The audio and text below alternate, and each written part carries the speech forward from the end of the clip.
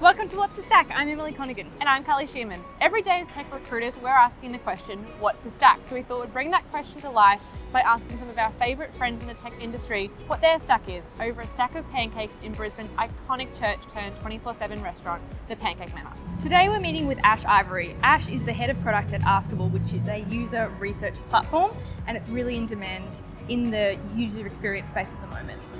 Ash has a really incredible career that has traversed marketing and sales and design and now product.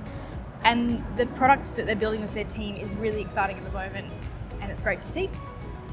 Ash is a lover of motorbikes, and they also have a real passion for work-life balance. So you could say, really enjoy burnout of one kind and not the other. So without further ado, Let's go meet Ash. let's do it.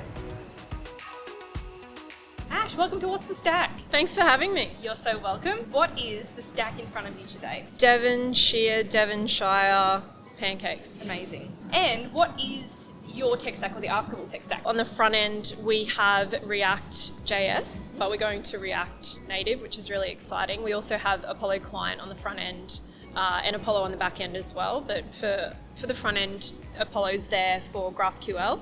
And then on the back end, just pretty standard MongoDB for the database as well. So that's kind of our full stack.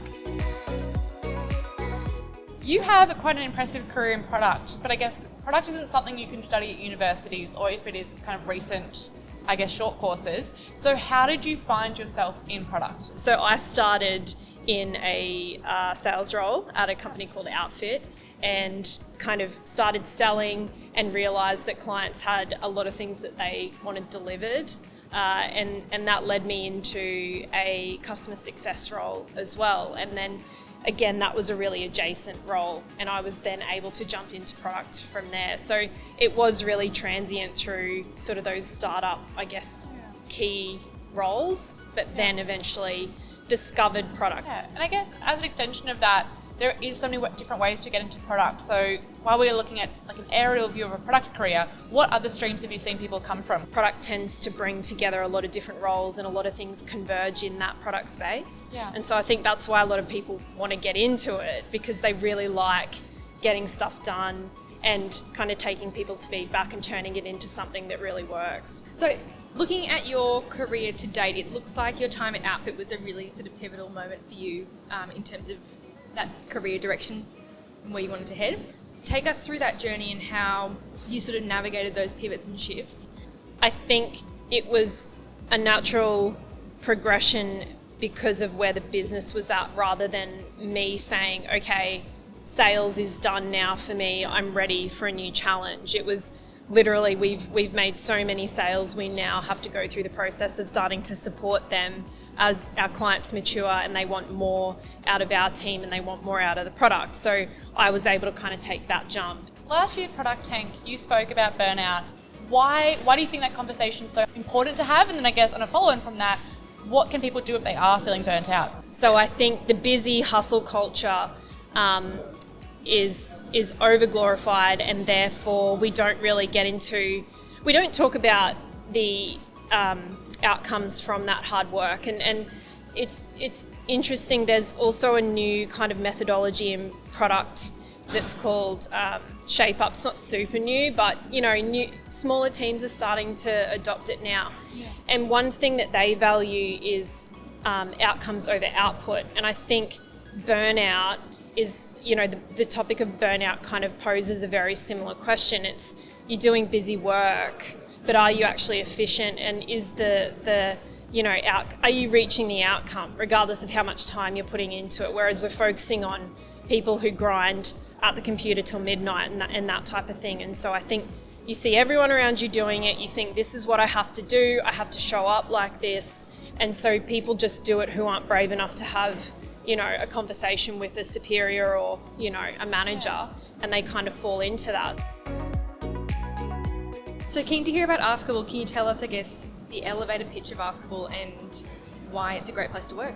So the elevator pitch, the bigger vision for the company is that we want to help other brands, other companies, other platforms make better products. Yeah. And that means that we, from a very, operational level, we help them source participants, make sure that they're talking to the right people, and do that in an efficient way. And why is it a great place to work?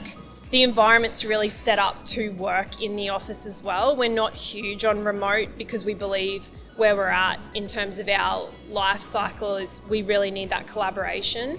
Let's talk about pros and cons. So how has having a non-technical background kind of benefited you in your role where you are overseeing both the product design and the tech team? One thing it has helped with is being focused on the problem and really being able to cut through the technical jargon. So because I can't call BS on everything, it's far more collaborative, and it means that I'm getting out of the way of the people that really know that stuff and who can really upskill myself and the rest of the team in those different areas.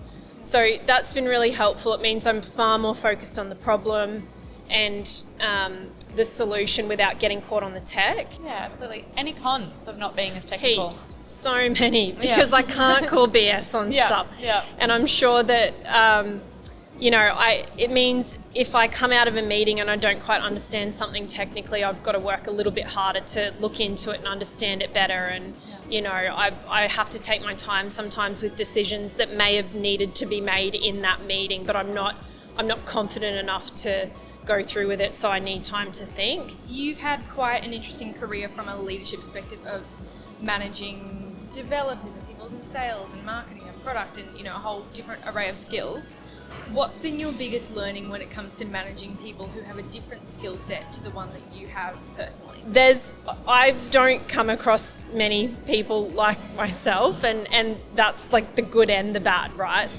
So I've learnt very quickly to embrace the things that people did differently to me and did better, and kind of just get the heck out of their way and let them do what they do best. And so when I'm supporting a team or an individual, I think about what they need from me and how I can support them better, and where my skill set will kind of help fill a gap until they've got a grasp of, okay, this is how I do this thing now. So with the digital workforce, and I guess tech industry as a whole, I'm a big believer that it has the opportunity to be one of the most diverse workforce, because we need different kind of problem solving. It's not manual labor, so you can do it from home if you can't kind of travel in. Mm-hmm. All of these things make it a great opportunity. I know that you're also very passionate about kind of diversity recruitment and making sure that we're building teams that reflect the user base that you're kind of building for. Mm-hmm. I guess my question to you, I feel quite comfortable in the women in digital space, but the queer community isn't something I'm that educated in, to be honest. What would your advice be to hiring managers about making their workplaces more inclusive for the queer community, but also what can we do to build more diverse teams? I think you can start by looking at who's in the team, what is the makeup, is there a particular space that you're lacking in?